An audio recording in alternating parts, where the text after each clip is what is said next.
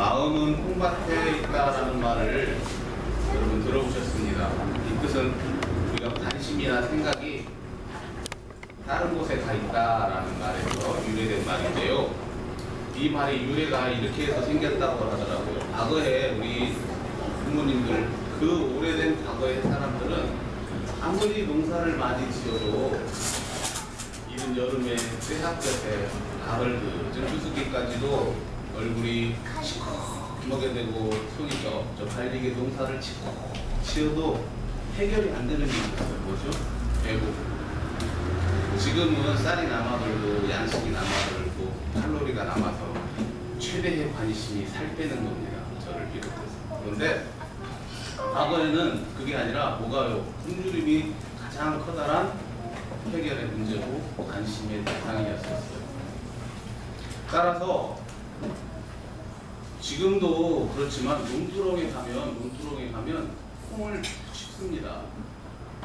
왜냐면 조그마한 땅에도 배고픔에 좀 도움이 될까 하고 양식에 좀 도움이 될까 하고 우리 선조들이 다 그렇게 콩을 심었습니다. 그런데 가을이 되고 시작하면 이 벼에다가는 손을 안 대는데 동네 사람들이나 지나가는 사람들이 이 콩밭에는 손을 댄대요.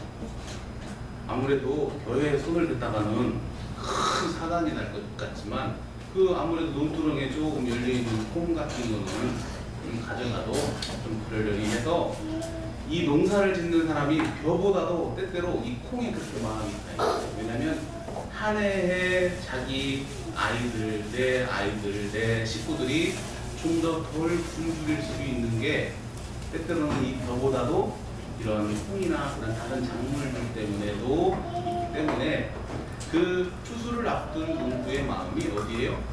그 콩에.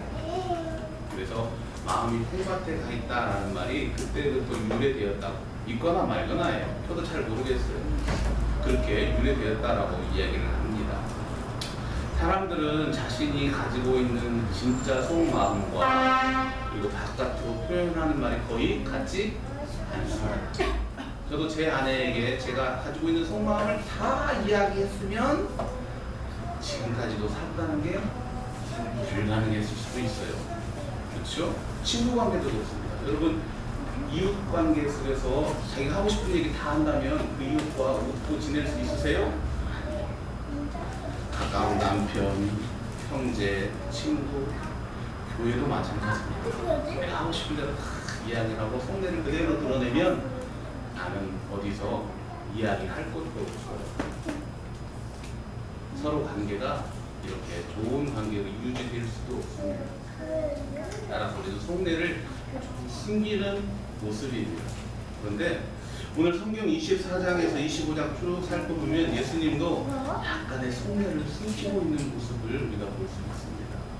오늘 예수님이 제자들에게 진정을 하고 싶었던 그 이야기, 그리고 오늘 우리들에게도 진정을 하고 싶었던 그 이야기가 무엇인지 오늘 24장부터 25장 걸쳐서 우리가 한번 그 예수님의 속마음, 제자들에게 한 그 속마음, 오늘 우리들에게 하고 싶은 그 속마음을 한번 엿볼 수 있는 그런 시간이 되었으면 좋겠습니다. 예수님이 이렇게 말씀하세요. 24장 처음에 야, 예루살렘 성전이 무너질 것이다. 성전이 무너진다라는 소식을 이야기를 들은 제자들은 깜깜합니다. 누가 충격이죠. 왜 그렇죠? 예수님은 신약시대 사람이에요? 구약시대 사람이에요? 신약시대는 모양만 신약시대예요. 그의 문화, 그리고 사상, 생각, 이것은 신약이라고 말하기가 어려워요. 왜요? 그가 살았던 시대는 구약시대예요. 태어났지만 문화 모든 게 구약이잖아요. 그래서 그 시대 예수님뿐만 아니라 제자들도 신앙에 대해서, 성전에 대해서 생각은 누구같이? 구약시대처럼 생각하고 있어요. 우리처럼 생각하지 않아요. 그 사람, 예수님의 제자들이나 예수님도 성전은 누가 계시는 곳이에요? 하나님이 계시고. 이스라엘 전체 땅, 아니 지구를 총체적으로 다 털어서 가장 거룩한 땅이에요. 가장 어떤 땅이에요? 안전한 땅. 가장 성결한 땅이에요. 그게 예루살렘 성전. 하나님이 계시는 곳, 하나님의 집입니다. 그게 무너진대요. 그 말은 무슨 말입니까? 지구가 멸망한다라는 말과 마찬가지예요. 끝난다라는 이야기죠. 왜요? 가장 힘이 있고 가장 능력 있고 가장 좋은 하나님의 집이 무너지는데 더 이상 무슨 의미가 있어요? 이스라엘 백성 세배하기에. 따라서 제자들은 충격을 받습니다. 예수님, 정말로 그런 예루살렘 성전이 무너지고 맙니까? 여러분 같으면 그렇게 소식을 듣고 예수님께 무엇을 질문하고 싶으세요? 언제 하느냐? 중요하잖아요. 시기와 그러면 그 시기에 어떠한 일이 벌어집니까? 라고 물어봤어요. 저도 마찬가지입니다. 왜요? 준비해야지. 그 시기와 그 징조가 어떠한 징조인 것을 보고 준비를 해야 할 거 아니에요. 당연합니다. 그래서 예수님이 이야기를 해줘요. 아, 그 멸망의 때가 이렇단다 라면서 24장에 쭉 이야기를 합니다. 7절에 보면 전쟁과 기근이 일어난다. 그리고 뭐예요? 지진도 일어난다. 우리가 많이 알고 있는 상식들입니다. 그리고 9절에 보면 내 이름 때문에 모든 민족에게 미움을 받을 때가 와. 예수라는 것을 너희가 예수님을 믿는 것 그 자체 때문에 너희가 모든 민족에게 미움을 받는 그때가 돌아옵니다. 요즘 같죠? 그리고 뭐라고 해요? 24장 23절에는 뭐라고 하냐면 그리스도가 여기 있다, 꼭 저기 있다 라고 하여도 믿지 말라 라고 말합니다. 요즘 그리스도 많이 등장하고 있어요. 그리고 24장 26절에 보면 그리스도가 광야에 있다 하여도 나가지 말고 골방에 있다고 하여도 믿지 말라 이렇게 이야기를 합니다. 다시 말해서 예수님은 제자들이 요구하는 그때가 언제고 그 징조가 무엇이에요? 라는 말에 대해서 참 자세하게 설명해 주고 있습니다. 야, 기근도 일어날 수 있고요. 전쟁도 일어나고 지진도 일어난다. 그리고 무슨 일이 있어요? 내 이름 때문에 너희들 아무래도 쉽지 않아. 힘겨울 거야. 그것뿐만이 아니지. 야, 여기저기서 자기가 예수라고 사람들이 많이 등장할 것이다. 여기도 있다, 저기도 있다. 하지만 잊지 말거라 라고 하면서 의미 있는 말씀을 한마디 하십니다. 24절, 27절 같이 한번 읽어볼래요? 27절 시작. 번개가 동편에서 나서 서편까지 번쩍임같이 인자가 임함도 그렇다. 예수님이 어떻게 오신다고요? 순간에, 여러분 번개 보셨죠? 천둥 칠 때 번개가 잘해도 보이고 못해도 보이나요? 아니에요. 순간 찰나에 치고 지나갑니다. 예수님은 본문에서 분명히 자신이 그렇게 온다라고 말했어요. 제가 확언합니다. 예수가 왔다라고 언제 왔냐? 어제 왔다라고 말하는 것도 믿지 마십시오. 여러분 분명히 예수님이 오시면 그 순간 여러분이 아실 수 있을 것 같아요. 못 보면 번개를 못 본 겁니다. 저는 거의 확언합니다. 여러분 아니에요. 한 달 전에, 두 달 전에 왔다라고 하는 여기 있다, 저기 있다라고 하는 것은 분명히 아니라는 말씀입니다. 오늘 그 얘기는 아니지만 예수님이 그렇게 말씀해 주셔요. 그래서 제자들이 요구했던 것들을 그대로 다 말씀해 주십니다. 그리고 불안했나? 얼굴을 보니까 꼭 우리 교회 교인 같았어요. 이해가 안 되는 얼굴이에요. 이해를 시켜줘야잖아요. 그래서 예화를 들기를 시작하십니다. 예화를. 몇 가지를 5가지. 제가 말씀드렸죠. 마태복음은 시간의 순서가 아니라 뭐예요? 주제에 따라서 기록했다라고 말씀드렸습니다. 그래서 좀 더 집중되어 있지만 아무튼 성경 본문에는 마태는 예수님이 징조에 대해서 심판에 대해서 제자들이 물은 것에 대해서 말씀을 하고 제자들이 다 이해했나? 라고 얼굴을 쫙 보니까 이해를 못했는데 그럼 어떻게 돼요? 예화를 들어서 이야기를 해줘야 돼요. 그래서 5가지 예화를 들기를 시작합니다. 24장부터 25장까지에 걸쳐. 그래서 24장에 2가지를 이제 먼저 예화를 듭니다. 그 예화 첫 번째가 이겁니다. 야, 도둑같이 임해. 도둑은 예고 없이 옵니다. 그쵸? 자기가 홍길동도 아니고 로빈훗도 아니면 편지 보내서 나 몇 월 몇 시에 간다라고 이야기하지 않고 되도록이면 주인 없을 때, 되도록이면은 인적이 없을 때 조용히 왔다가 갑니다. 예수님은 바로 자신이 그렇게 오신다고 말씀합니다. 그리고 2번째 예화를 이렇게 듭니다. 어떤 주인이 청지기에게 모든 소유를 주고 잘 관리해라 라고 했어요. 그리고 탁옥을 갔습니다. 그런데 이 청지기가 생각하기에 우리 주인은 한번 여행 가면 쉽게 오지 않아. 아주 천천히 오는 양반이야. 그래서 올 여름에는 안 올 것 같아. 확실해. 그러니까 올 여름까지 내가 진하게 놀아야지. 오늘 친구들하고 캠핑도 가고 야영도 가고 올 여름엔 오케이 계속 보야 라고 하면서 친구들과 모든 사람을 불러서 재밌게 놀다가 보니까 아니 장마도 가기 전에 오셔버리네. 7월 초에 오셔버린 거예요. 올 여름에는 안 올 거라고 생각했는데 내일 모레 오신 거예요. 바로 내일 오셨는 거예요. 그러면 어떻게 되겠습니까? 청지기 뭐를 받아요? 칭찬받아요? 벌? 그 두 가지 예를 드시면 됩니다. 이 두 가지 예는 모든 사람들에게 관련된 철학적 얘기예요. 무슨 말이에요? 기준점에 대한 예화를 주세요. 두 가지. 그렇죠? 그 두 가지는 뭐예요? 급박하게 오신다. 누구도 모르겠다라는 이야기를 말씀하십니다. 그리고 그러니까 너희들이 늦게 올 거다. 안심하지 말고 항상 기다려라. 준비해서 기다려라. 라는 두 가지의 말씀을 하십니다. 큰 테두리 안에서 예수님이 말씀하시고 이제 25장 세 가지의 이야기를 시작하십니다. 앞에 있는 두 가지는 좀 짧게 이야기했어요. 짧게. 그러면서 이제 세 번째, 네 번째, 다섯 번째를 좀 장황하게 이야기합니다. 첫 번째 그 이야기가 뭐예요? 우리가 잘 알고 있는 뭐예요? 슬기로운 처녀 5명, 안 슬기로운 미련한 여자 5명, 10명이 누구를 기다려요? 신랑을 기다리고 있는 장면의 예화를 시작하십니다. 그러면서 주제가 뭐예요? 우리가 보기에 무엇을 잘 준비하자? 기름을 잘 준비하자라고 이야기를 합니다. 왜? 언제 예수님이 신랑이 올지 모르니까 야 기름 잘 준비해. 기름 떨어지게 준비하지 마. 기름 떨어지게 하지 마 라고 말합니다. 도대체 이 기름이 뭘까? 여러분 예수님이 오늘 와도 여러분이 밝혀줄 수 있는 이 기름이 뭘까요? 한마디로 말하면 예수님에 대한 사랑이지만 은혜예요. 은혜. 무엇이세요? 그 기름을 통해서 누구를 밝혀줘요? 나와 예수님을 함께 밝혀줄 수 있는 거예요. 이건 뭐예요?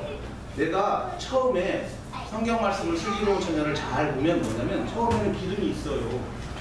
그러다가 나중에 한 사람은 나머지 5사람을 계속해서 불을 밝혀서 예수님이 오실 때 밝히는데 나머지 5사람이 밝히지 못하는 거예요. 여러분 이 10명은 동일한 공동체예요. 누구를 기다리고 있어요? 예수를 기다리고 있는 공동체예요. 10명의 공통점이 뭐예요? 누구를 기다리고 있어요? 신랑을 기다리고 있어요. 예수를 기다려. 5명, 미련한 5명이 예수님을 기다리지 않은 게 아니에요. 그 사람들도 기다렸어요, 여러분. 자, 우리 여기 전체 중에 돌아다니는 3명 빼고 나머지 우리는 다 예수님을 지금 기다리고 있어요. 그쵸? 알잖아요. 우리도 미련한 5명이 될 수 있고 슬기로운 5명이 될 수 있어요. 그러면 이 중에 우리가 예수님이 말씀하시는 지금 이곳에 도대체 기름을 준비한 사람과 준비하지 않는 사람의 차이가 무엇일까? 본문을 자세히 읽어보면 모두 다 기름은 준비했다라고 이야기를 해요. 처음에. 근데 도중에 떨어졌어요. 도중에 떨어진 사람이 누굴까요? 뭐가 떨어진 사람이에요? 은혜가 떨어졌어요. 자, 쉽게 이야기할게요. 처음에 예수님을 만났을 때 그 순간 예수님이 오시면 구원 못 받을 사람이었어요. 내가 처음 예수님을 만났을 때 그 이열대로 그 순간 짠 하고 예수님이 오신다면 한데 그런데 내가 예수를 믿고 시간이 지나서 교회에서 중역도 하고 여러 가지 일을 하고 있지만 은혜가 떨어졌어요. 그래서 지금 만약에 예수님이 오신다면 정말로 내가 정말로 예수님을 맞이할 수 있는 그런 사람인지 나도 모르겠어요. 오늘 슬기로운 5자녀, 미련한 5자녀, 그들은 동일하게 예수님을 기다리고 있는 모든 사람이었다라는 것을 기억하시기 바랍니다. 나는 슬기로운 처녀, 미련한 처녀. 여러분, 교회 공동체 안에 미련과 슬기 두 부류가 함께 있다는 사실을 기억하시기 바랍니다. 그리고 나도 한때는 슬기로운 처녀처럼 동일하게 기름이 있었지만 교회 생활을 하고 공동체 생활을 하고 기다리고 있지만 나도 모르게 그 예수님을 기다리며 불을 밝힐 그 은혜의 기름이 떨어진 줄도 모르고 앉아있는 우리가 될 수 있다는 사실이죠. 여러분 지금 점검해 보시기 바랍니다. 지금 나에게 예수님을 밝힐 수 있는 은혜의 기름이 과연 얼마나 남아있는지, 넉넉하게 남아있는지, 아니면은 지난 여름철에 학생회 수련회 가가지고요, 지난 겨울에 기도원 가서 받은 그때 은혜 가지고 지금 제가 1년 버티는데요, 목사님. 어우, 주여. 이미 기름 말라가지고 바닥도 안 보이는 거예요. 지금 여러분이 찾는 은혜가 어느 정도인지. 이것은 한 번 채우고 1년 기다리는 은혜가 아닙니다. 매 순간 매일매일 채워야 하는 은혜의 기름임을 깨닫기를 바랍니다. 이걸 예수님이 말씀하시고 계십니다. 내가 언제 올지 몰라. 그러니 작년 재작년에 너희가 정말 은혜에 충만해서 기름을 많이 가지고 있었다고 그게 전부가 아니라 매 순간 내가 오는 그 순간까지도 그 순간에도 분명히 그 은혜의 충만함을 너희가 가지고 있어야 된다는 사실을 말씀해 주세요. 개인적으로 목사나 학생이나 어느 누구나 차이가 나는 게 아니죠. 바로 그 예화를 해주고 계십니다. 두 번째 예화가 뭐였어요? 달란트 예화. 잘하면 달란트. 주인이 외국을 떠날 때 5달란트, 2달란트, 1달란트를 줍니다. 그렇죠?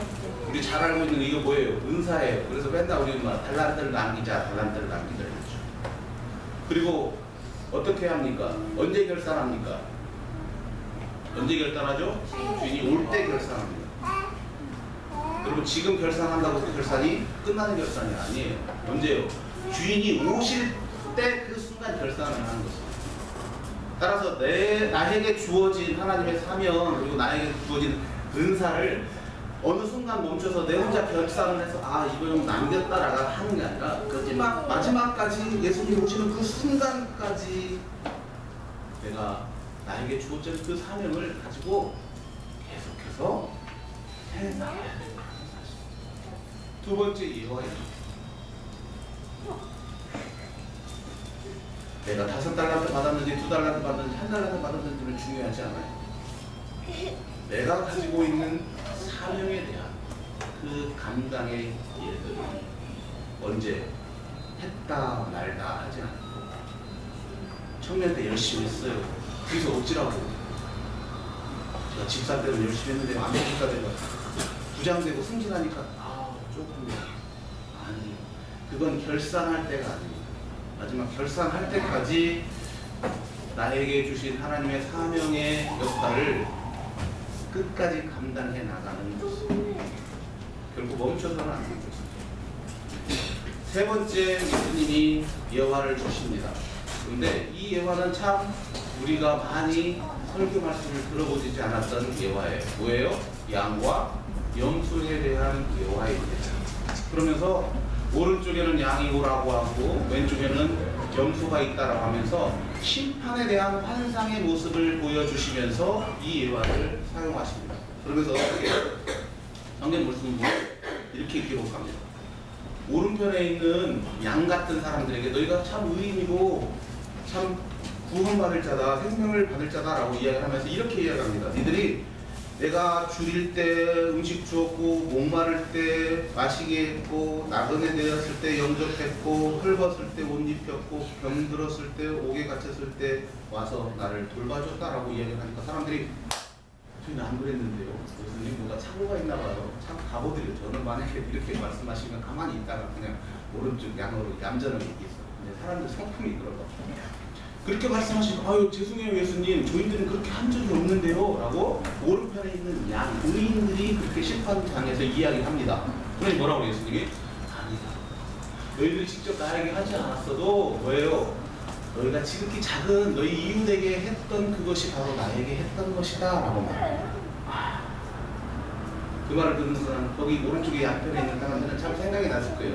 제가 평소에 해왔던 정말로 지극히 작은 자들에 대한 자기의 마음을. 그런데 또다시 왼편에 있는 염소들에게 이야기를 합니다. 뭐라고 얘기합니까? 동일하게 똑같대요. 나이가 줄였을 때 밥 안 줬고 목마랐을 때 물 안 줬고 헐벗을 때 옷 안 줬고 나 감옥에 있었고 옥에 있었을 때 너희들 찾아오지 않았다. 그러니까 뭐라고 해요? 한 번도 주님이 있었을 때 우리는 다 착각 찾아갔지.